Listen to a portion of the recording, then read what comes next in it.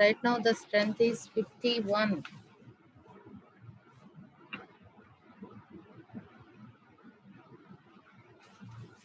Okay. So last class, we'll start the session, today's session. Last class, what we discussed is analysis of rectangular waveguide in TM mode, transverse magnetic mode we have done. And we have derived the field expressions, very important field expressions we have derived. What are the field expressions? We know what is TM mode, where Hz is equal to 0. That one is called TM mode. Hz is equal to 0, but Ez doesn't become 0.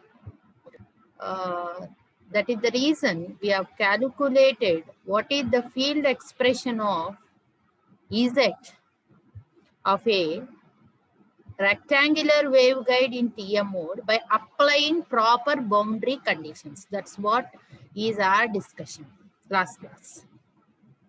So once again, because there are 3 to 4 days gap we got, I'll just revise quickly what we discussed in last class. So this is the analysis we did. We have taken the Helmholtz wave equation. So I think all of you have remembered this expression, Helmholtz wave expression. This is the second order differential equations. To find the solution of these equations, we have taken like this. And we derived everything. We have derived everything and we have got what is the expression of Hz we got. So by applying proper boundary condition, we have taken this is the rectangular waveguide. The broader dimension is A and the narrow dimension is B. So since a waveguide is nothing but it's a hollow metallic tube.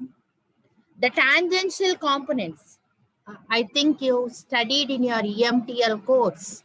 What you have studied about the boundary conditions, 2 boundary conditions. What is the tangential component of electric field at the conductor and dielectric medium? Why we are taking Ez is equal to 0? We have applied 4 boundary condition. Did you remember? So I have given one statement that since it is made up of with what? A conductor. What is the statement we wrote very clearly? The entire surface of the rectangular waveguide acts as a short circuit or ground for the electric field. What kind of electric field we are taking? The tangential component of the electric field becomes a 0. Because in your EMTL course, you have studied about the boundary conditions. The tangential components of the boundaries, that means the tangential component of electric field at the conductor and dielectric medium. There you derived the expressions. What are the tangential components of electric field at a conductor and dielectric medium? So this is conductor. Actually, it is made up, it is a hollow metallic conductor. So what is there inside it? Inside it, it is air. So the boundary between the conductor and dielectric medium, the tangential components becomes 0. That's why everywhere what we did, we have taken the statement that the entire surface of the rectangular waveguide acts as a short circuit. At the boundaries we have taken. And we have substituted Ez is equal to 0 by taking these 4 boundaries. Finally, we derived the expression of Ez. That's what we did in last class. So this is the expression of Ez by applying proper boundary conditions. What is our Ez we got? Ez is equal to, this is the expression we got. That's what the derivation we did last class. Yes, sir. So once we got Ez value, everything is expressed because we need all the 6 field components. Hz is equal to 0 and Ez expression we got. And what is required for me? The remaining 4 field expressions. What are the remaining 4 field expressions? We need Ex, Ey. What are Ex, Ey? Hx, Hy. These are the expressions already we derived in previous classes. In this expression, simply substitute Hz is equal to 0. Wherever Hz is 0, we have kept Hz is equal to 0. That entire term becomes 0.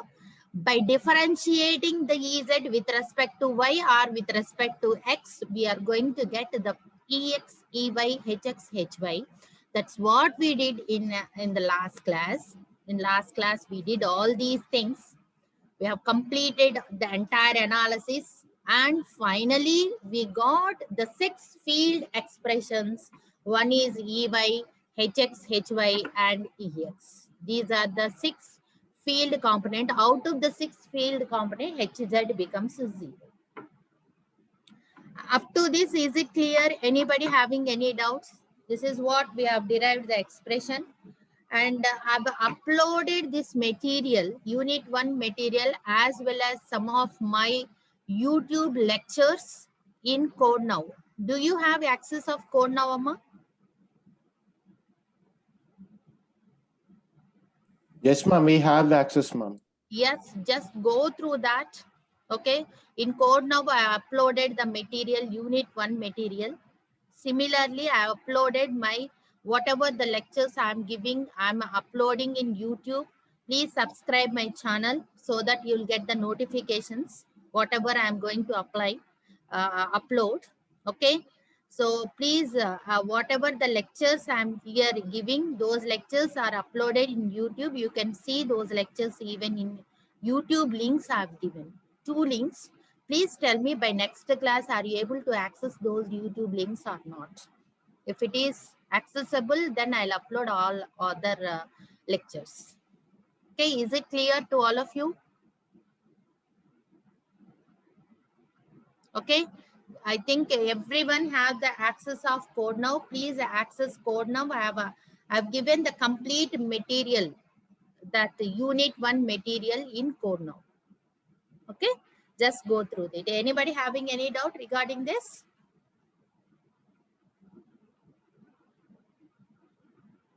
No responses. I'm clear, ma'am, actually. All of you are sleeping.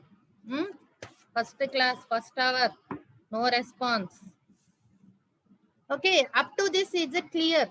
So the 6 field component expressions we derived. So these are the 6 field component expressions.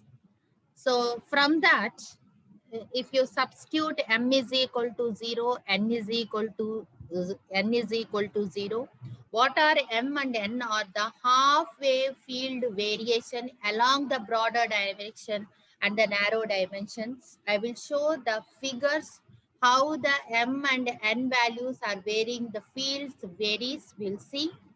So in these 6 expressions, if you substitute m is equal to 0, n is equal to 0, finally you are going to get all the field components becomes 0. That is the reason. So TM00 mode doesn't exist. Exist means any one of the field components should present. Doesn't exist means all the 6 field components like Ex, Ey, Hx, Hy, Ez, Hz. So all any one of the field component is present means we can write that mode exists. If all the field component becomes 0, we can say that doesn't exist. Okay, so these are the things we can write. These are the things we can write. Okay, so finally TM11 can also exist. TM11 can also exist, and higher order modes also can exist. That's what the conclusion last class we have given. So today we'll see what is cutoff frequency. There are some parameters are there related to a rectangular waveguide in transverse magnetic mode. So if you look at the syllabus, they've given clearly what is cutoff frequency, what is guided wavelength, what is dominant mode, what is group velocity, what is phase velocity, what is cutoff wavelength, what is wave impedance. For both the modes like TM as well as for TE, we need to calculate these 6 to 7 parameters. These are very, very, very, very important parameters. We'll start our analysis because we have done this one. So I just want to make a note here. So what is the point you have to remember here is initially, whether you remember this one or not, I'll just remind you, please see, this is your h square expression. What is h square is equal to a square plus b square. Finally, after deriving the second order differential equation and applying the proper boundary conditions, what is capital A and what is capital B, we got, I'll just show you what is capital A. See, this is your capital A. What is capital A? Just see this one. Capital A is equal to n pi by B is capital A. Similarly, what is capital B? What is capital B? Capital B is equal to m pi by, so this it's not n, it is m pi by B. M pi by A, and this is n pi by B. This is, let us see, this is M, this is N.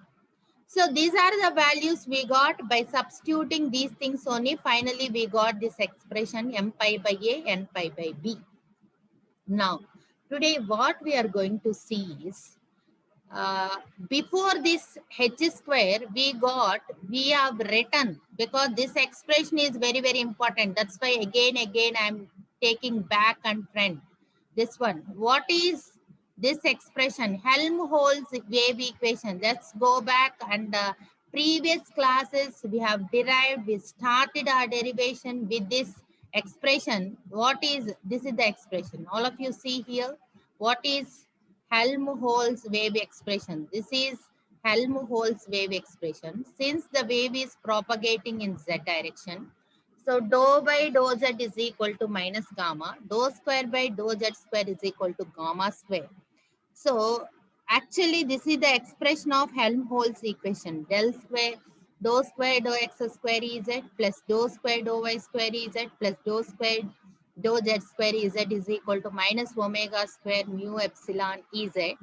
So in this expression, dou square by dou z square is equal to gamma square. If you substitute gamma square ez minus omega square mu epsilon ez, if you take this term towards the left hand side, this is what we got. Now what is h square we got? Initial expression of h square is what? I just want to make a note of this. What is h square? H square is equal to gamma square plus omega square mu epsilon. That is one expression we got. And another expression we got is h square is equal to capital A square plus capital B square. Now, remember these two expressions. Now we'll start our derivation. So what is cutoff frequency? We'll see. I'll start the parameters. These are the important parameters. So first thing, I just want to tell you what is cutoff frequency. Cutoff frequency. Wait a minute.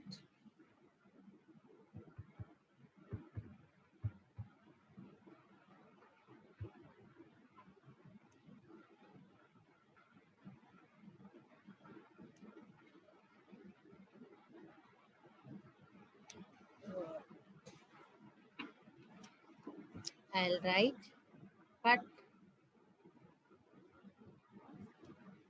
cutoff frequency. ENs. Okay. What is cutoff frequency mean? The frequency at which gamma is just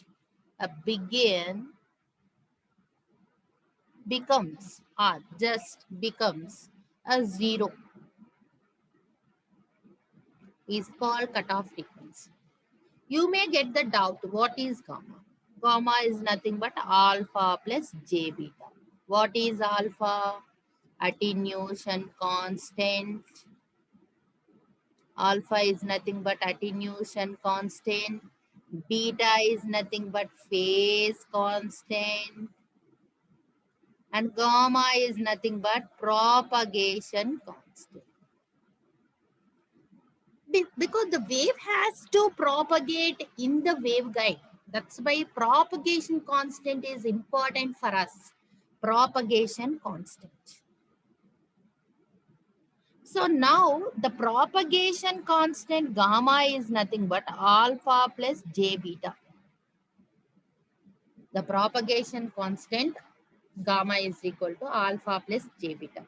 So what are the expressions we got for h square? H square is equal to gamma square plus omega square mu epsilon. H square is equal to gamma square plus omega square mu epsilon. And we got one more expression, h square is equal to a square plus b square. Now simply I'll equate what is capital A. Capital A is equal to m pi by A. Capital B is equal to n pi by B. These are the things we got. Now I'll do h square is equal to, let us name it as 1 and this as 2. From 2, what is h square I can write? H square is equal to m pi by A whole square plus n pi by B whole square. This is what our expression. So let us consider this as equation number 3. This is also h square, this is also h square. We need propagation where gamma just becomes 0.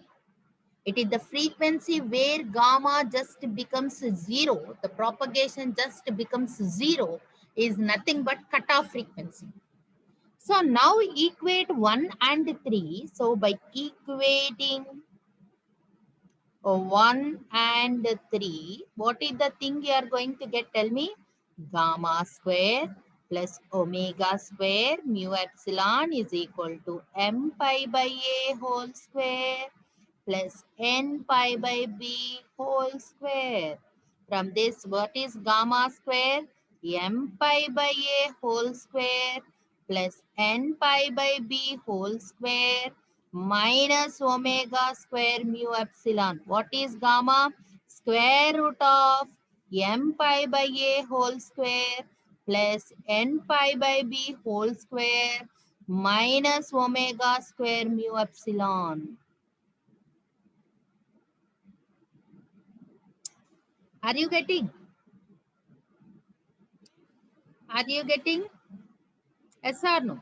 So what is gamma? Gamma is equal to alpha plus j beta. When this term becomes negative or imaginary part at lower frequencies, let us consider case 1. I am considering case 1. Up to this, is it clear? Gamma, up to fourth expression, is it clear? Yes, ma'am. Yes, ma'am. Okay. Now, at lower frequencies, let us consider omega square mu epsilon is less than ma by whole square plus n pi by b whole square. That means this term is positive compared to this. This is very less value. So what is the result you are going to get? Positive value you are going to get. Yes or no? So what I can write here is positive value is more than the negative value. Positive value is more than the negative value. That means, which one is positive out of these two terms? Alpha. Okay. So that means attenuation constant is more than the propagation constant. So what is the conclusion from this I can give? So attenuation constant is more than the propagation constant the wave cannot be propagated.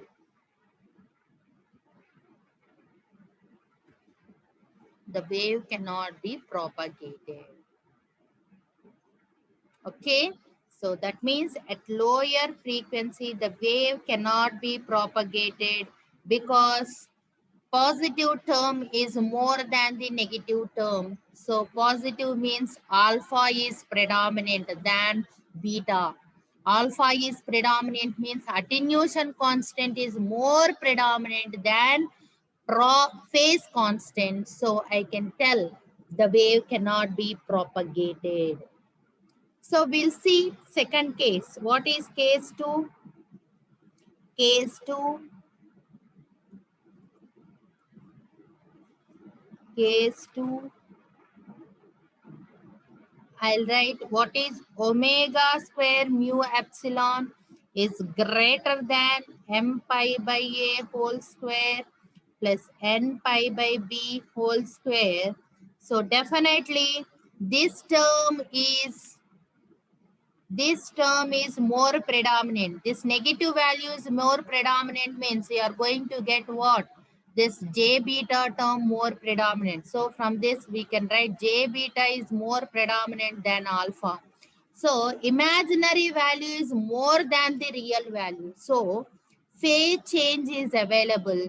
So how can we say the wave is propagating? Some phase change should occur. Yes or no? So the phase change is available. So the wave, so phase change is available. So the wave can propagate.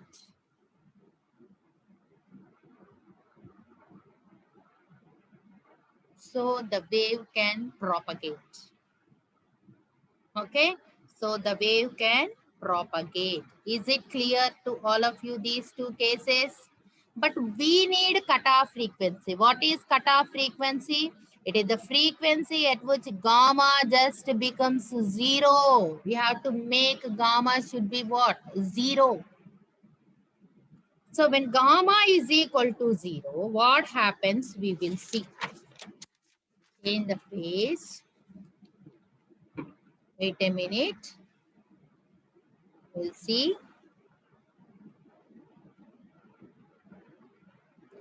What is case 3? We'll see. It is the frequency where gamma is equal to 0, or the wave just begin to propagate.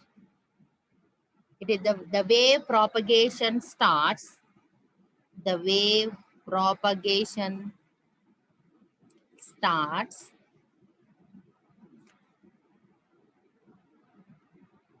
So now gamma should be 0. So we have the expression gamma square is equal to m pi by a whole square plus n pi by b whole square minus omega square mu epsilon. Gamma is equal to 0 if I substitute. Gamma is equal to 0 m pi by a whole square plus n pi by b whole square minus omega square mu epsilon.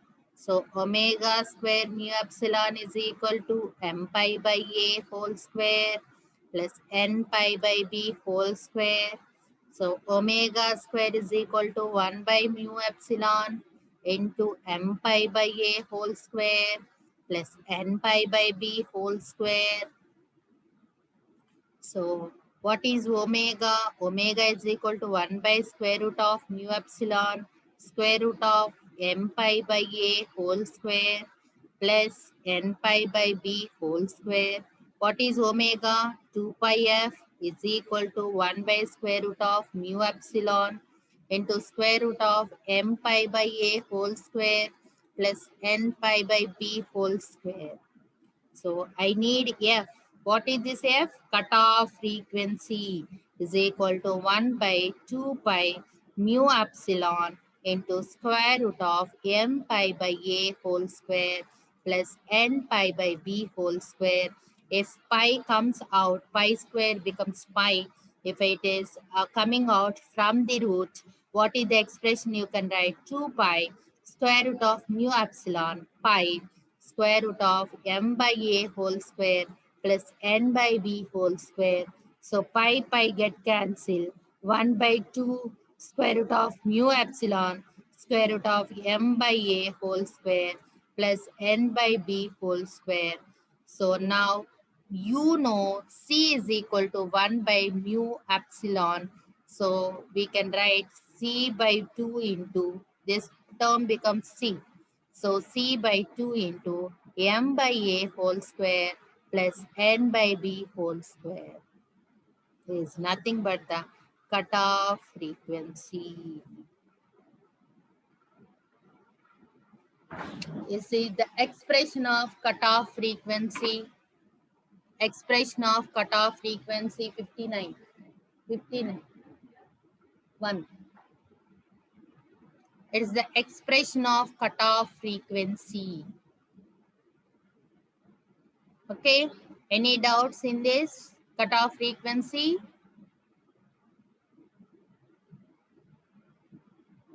Is it clear?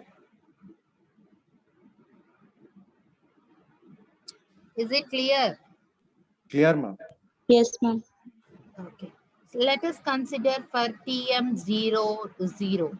What is cutoff frequency? Because M is equal to 0, N is equal to 0, entire term becomes 0. This becomes what? 0. So TM11 if you take, if I'm taking TM11, what happens? You have to write C by 2 square root of 1 by dimensions. They'll give waveguide dimensions. According to the waveguide dimensions, you have to substitute and you should find out the cutoff frequency. What is cutoff frequency? It is the frequency where the wave just start propagating, where gamma is equal to 0, where the wave just start propagating. It is the frequency is known as cutoff frequency. Is it clear, Amma? Whatever I'm trying to convey, what is cutoff frequency? All of you, is it clear? Okay, Yes, ma'am. cutoff frequency is very, very important. So we discussed about what we discussed. We discussed about cutoff frequency of a rectangular waveguide. We discussed. Okay. So now we'll see. I'll just go back. We will see another parameters. What are the other parameters? So what exactly we did? See what exactly we did today. What exactly we did today? We have taken cutoff frequency. We already got h square expressions. H square is equal to this one. H square gamma square plus omega square mu epsilon. H square is equal to a square plus b square. Equating those two terms, we got gamma, and gamma is equal to, this is the term. From that, we have derived three cases: case 1, case 2, and case 3. Okay. Is it clear? Clear, ma'am. Okay. Just we'll see. So what is the expression of cutoff frequency? It's nothing but FC is nothing but C by 2. What is C value? 3 into 1 10 by power of 4. 8 meters per second. Velocity of light in free space. Okay. 3 into 10 power of 8. Okay. So that's what we are going to see. Now, the next parameter, we are going to see about dominant mode. What is dominant mode? Dominant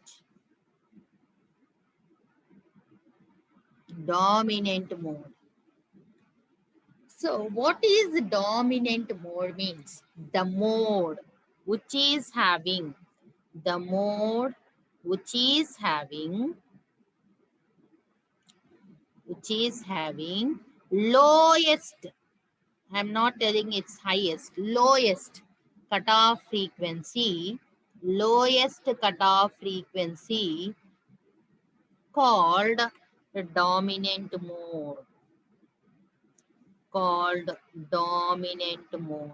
The mode which is having lowest cutoff frequency is called dominant mode. So you have to substitute. Fc is equal to, we have got the expression.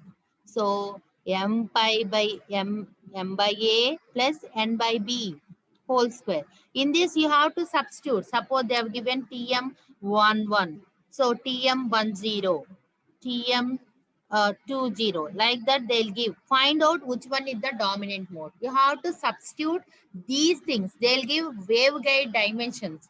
Substitute in this expression which one gets the lowest cutoff frequency. That mode you can tell it as dominant. Got it? It's called dominant mode. Next, cutoff wavelength. Another one is cutoff wavelength. What is cutoff wavelength? Lambda c. It is represented with lambda c. So cutoff wavelength lambda c is equal to c by fc. So lambda c, we have fc expression. What is the expression? C by 2 square root of m by a whole square plus n by b whole square. So now lambda c is equal to c by 2 square root of m by a whole square plus n by b whole square. C get cancelled. 2 by m by a whole square plus n by b whole square. If you take the LCM of this, you are going to get 2ab square root of m square b square plus n square a square. This is cutoff wavelength. Okay, this is called cutoff wavelength. The wavelength, see, everyone has to make a note of this. What is the note you have to make? So when the transmitting frequency is less than the cutoff frequency, the wave gets attenuated. Always cutoff frequency is more, it is the minimum frequency where the waves start propagating is called cutoff frequency. Below that frequency, if you want to transmit, it is not possible. The wave gets attenuated. It is the minimum frequency. From this frequency only you can transmit the signal to that mode. Suppose you are taking TM11 mode. You got cutoff frequency is equal to 1 gigahertz. Below 1 gigahertz, suppose you have given 900 megahertz, you can't transmit the signal inside the waveguide because the cutoff frequency itself is 1 gigahertz. Above the cutoff frequency only we can transmit the waves. That's why it is called cutoff frequency. Cutoff, below that it is not at all possible because it's a high pass filter. So it has some cutoff frequency. Above the cutoff frequency only the waveguide is going to allow the waves. This point is very, very, very important point. Why we are defining the cutoff frequency? It is the lowest frequency below which we cannot transmit the signal. Getting? Since these two are reciprocal to each other, now F is less than Fc, we cannot transmit. That means the signal gets attenuated. When lambda is greater than lambda c, the wave gets attenuated. Are you getting this one? Because these two are reciprocal. F is less than Fc, you are getting what? Signal gets attenuated. So when lambda is less than lambda c, the wave is propagated.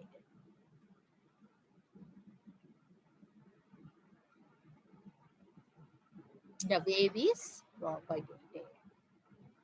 Okay.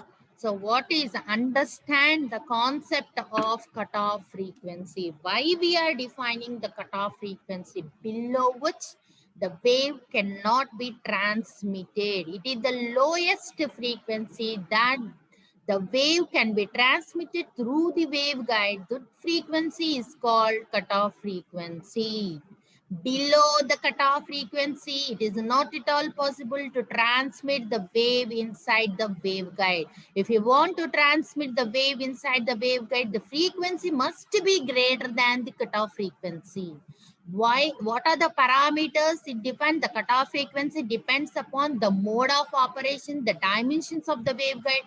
All these things matters because the expression itself is in terms of M and A and B. Okay, so is it clear, Amma, what I'm trying to tell? So cutoff frequency, we define three parameters. First one, we define what is cutoff frequency. We define what is dominant mode. What is cutoff wavelength? Up to this, is it clear? Anybody having any doubts? Please. Shall I proceed further? Clear, ma'am. Yes, ma'am. Yes, I can proceed. Okay. So we have less than, I think, 1 minute time is there. Please rejoin once again so that we'll continue with the other parameters.